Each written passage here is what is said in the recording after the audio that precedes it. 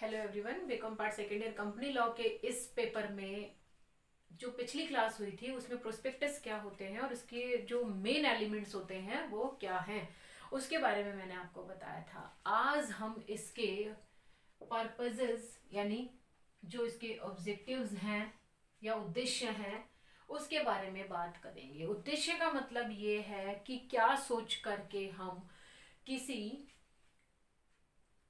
Document को बनाते हैं, उसकी नीड हमें किन किन कारणों से हो सकती है, यानी प्रविवरण या प्रोस्पेक्टस बनाने का जो पर्पस है वो क्या होता होगा कि प्रोस्पेक्टस का फॉर्मेशन होता है, वो बनाया जाता है।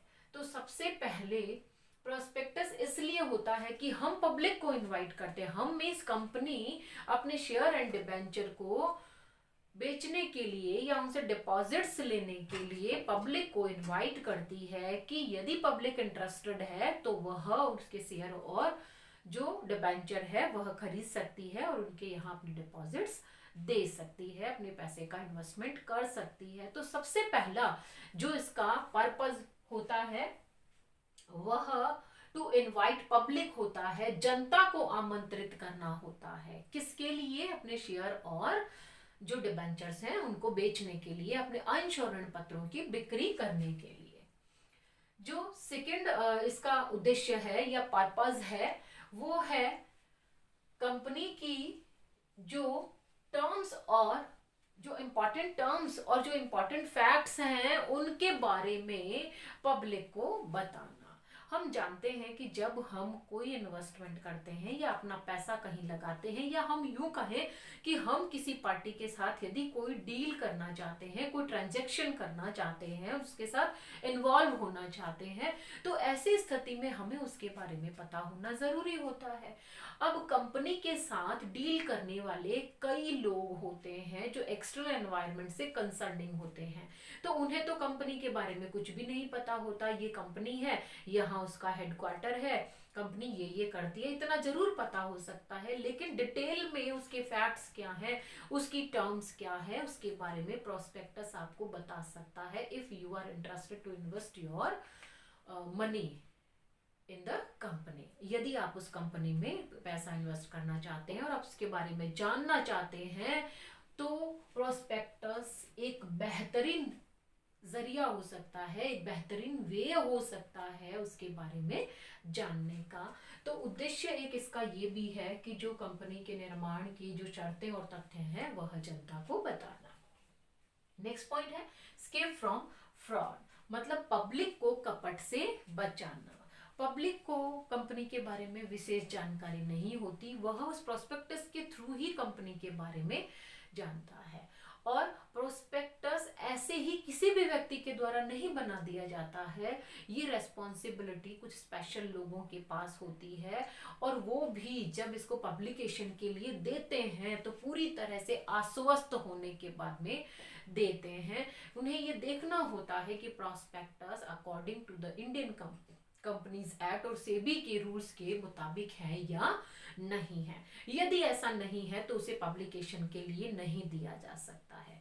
दूसरी चीज, यदि ऐसा था और जो लाइबल पर्सन थे, जो रेस्पॉन्सिबल पर्सन थे, उन्होंने इसकी जांच पड़ताल नहीं की और उसे पब्लिकेशन के लिए दे दिया और ऐसी स्थिति में यदि किसी पार्टी को नुकसान होता है तो उसके लिए वो पर्सन ही लाइबल होते हैं, कंपनी लाइबल नहीं मानी जाती है। तो प्रविवरण का उद्देश्य या एक पर्पस ये भी हो सकता है कि जनता को कपट से बचाना, उसको सारी सही जानकारी प्रोस्पेक्टस के थ्रू देना। Next point, declaration bye directors. Directors इस पे साइन करते हैं। प्रविवरण जब पब्लिकेशन के लिए जाना होता है या बिफोर पब्लिकेशन वह उसको उसकी डिटेल स्टडी करते हैं, उसके एक एक टर्म और फैक्ट की जांच करते हैं, उसमें जो लिखे गए हैं स्टेटमेंट्स हैं उन सब स्टेटमेंट्स को चेक करते हैं और फिर डिक्लेरेशन देते हैं कि उसमें जो जो लिखा गया है वह उनकी नॉलेज के मुताबिक बिल्कुल सही है। तो इसका एक उद्देश्य ये भी हो सकता है। Next point, to collect capital, पूंजी एकत्रित करना इसका एक उद्देश्य होता है, क्योंकि शेयर और कैपिटल के जरिए हम शेयर और डिबेंचर के जरिए हम कैपिटल ही तो कलेक्ट करते हैं, तो इसका एक पर्पस कैपिटल कलेक्ट करना भी होता है। Next point, notice about formation of company, company के निर्माण की सूचना पब्लिक को देना कि इस नाम की ये कंपनी जिसका हेडक्वार्टर यहाँ पर है वह इस स्टेट को इनकॉर्पोरेटेड हुई है। ये सारी चीजें पब्लिक की नॉलेज में लाना, उनको बताना इसका उद्देश्य हो सकता है। तो ये क्वेश्चन आपसे छोटे क्वेश्चन के रूप में यानी 8 मार्क्स में ये आपके लिए इंपॉर्टेंट हो सकता है कि प्रोस्पेक्टस के पर्पस क्या क्या होते हैं। तो एक बार फिर से हम देखते हैं, टू इनवाइट पब्लिक, जनता को आमंत्रित करना, फैक्ट्स एंड टर्म्स, शर्तें और तथ्य के बारे में जानकारी देना, एस्केप फ्रॉम फ्रॉड यानी जनता को कपट से बचाना, डिक्लेरेशन बाय डायरेक्टर्स यानी जो संचालक है उनके द्वारा घोषणा, कलेक्ट कैपिटल, पूंजी एकत्रित करने का उद्देश्य हो सकता है, नोटिस अबाउट फॉर्मेशन, निर्माण की सूचना देने का उद्देश्य भी हो सकता है। इन सबके यानी प्रविवरण, पर्पसेस ऑफ प्रोस्पेक्टस, और जो आगे वाला हमारा टॉपिक है निर्गमन कौन कर सकता है, हु में इशू अ प्रोस्पेक्टस, इसके पीडीएफ मैं आपको ऑलरेडी भेज चुकी हूँ। उसमें पॉइंट्स भी डिटेल में मैंने दिया है, हिंदी में भी दिया है और इंग्लिश में भी दिया है, तो आप उन पॉइंट्स को देख सकते हैं डिटेल में। नेक्स्ट स्टेप इस टॉपिक में, निर्गमन कौन कर सकता है, इशू कौन कर सकता है, इशू यानी इशू क्या, प्रोस्पेक्टस इशू कौन कर सकता है। सबसे पहले अ बॉडी कॉर्पोरेट, एक कंपनी जो रजिस्टर्ड है, जिसका इनकॉर्पोरेशन हुआ है, वो ही प्रोस्पेक्टस इशू कर सकती है। जो बॉडी कॉर्पोरेट नहीं है वो प्रोस्पेक्टस इशू नहीं कर सकती है।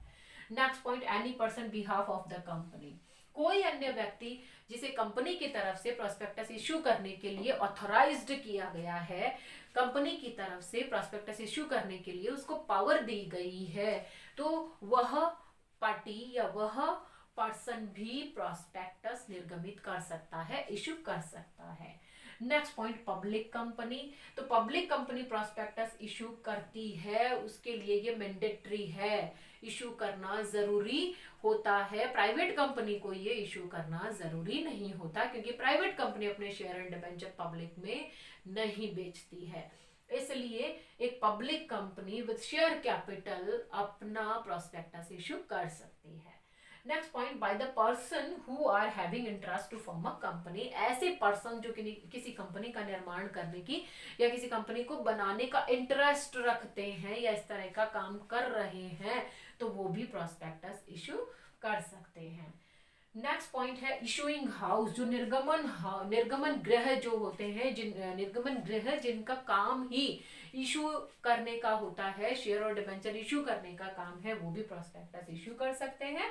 और लास्ट में अदर इंस्टीट्यूशन, कोई और इंस्टीट्यूशन जिसे कंपनी ने ये राइट दिया है कि वह उनके शेयर एंड डिबेंचर इशू करने के लिए प्रोस्पेक्टस निकाल सकती है, तो ऐसी सिचुएशन में वो भी प्रोस्पेक्टस का निर्गमन कर सकती है। तो एक बार फिर से हम देखेंगे, एक निगम निकाय, बॉडी कॉर्पोरेट को हम निगम निकाय कहेंगे, निगम निकाय भी इशू कर सकता है, कोई भी व्यक्ति कर सकता है, सीमित दायित्व वाली सार्वजनिक कंपनी कर सकती है, और उसके अलावा वह व्यक्ति जो कंपनी के निर्माण में रुचि रखते हैं, इंटरेस्ट रखते हैं, इशूइंग हाउस कर सकते हैं, और अदर इंस्टीट्यूशंस भी कर सकती है। तो आज की क्लास में हम इतना ही करेंगे। आज मैंने आपको प्रविवरण के उद्देश्य और निर्गमन कौन कर सकता है इसके बारे में बताया, दोनों ही इम्पॉर्टेंट है 8 मार्क्स में, ये भी 8 मार्क्स में और ये भी 8 मार्क्स में। 20 मार्क्स के लायक ये क्वेश्चन नहीं है, 8 मार्क्स में ये क्वेश्चन आपसे पूछा जा सकता है, चाहे पर्पसेस पूछे जाए, चाहे निर्गमन कौन कर सकता है ये भी पूछा जा सकता है। तो आज की क्लास के लिए इतना ही, थैंक यू।